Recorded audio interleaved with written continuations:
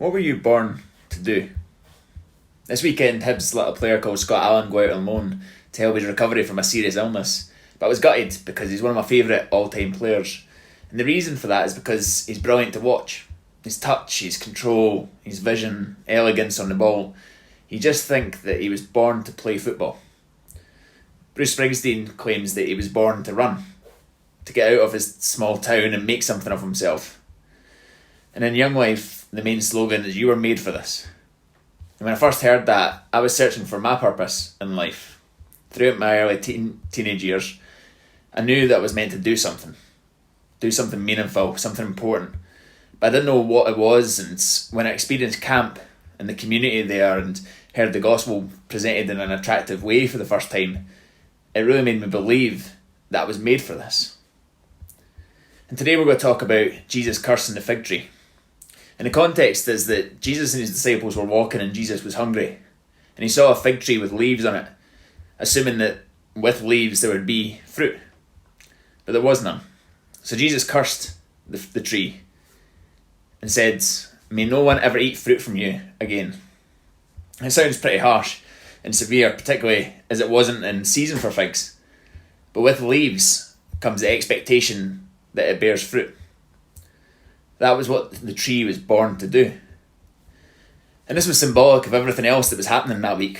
We've just had Palm Sunday, and this story of the fig tree sandwiches the clearing of the temple in the Gospel of Mark.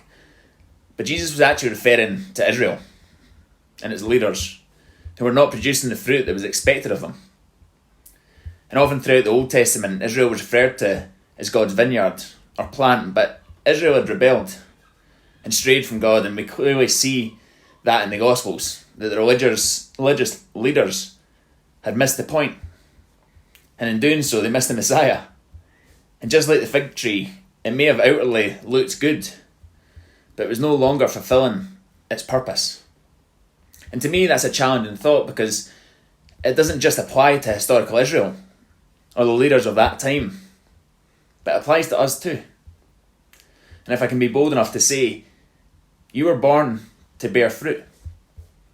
When Peter saw later that the fig tree had withered, Jesus turned this story on its head and made it about us. He placed the responsibility of God's word, of taking the gospel out across the world and producing fruit of all nations, onto his disciples, and gave them clear instructions on how to do it. "Have faith in God," Jesus answered. "Truly I tell you, if anyone says to the mountain, 'Go, throw yourself into the sea,' and does not doubt in their heart, but believes that what they say will happen, it will be done for them.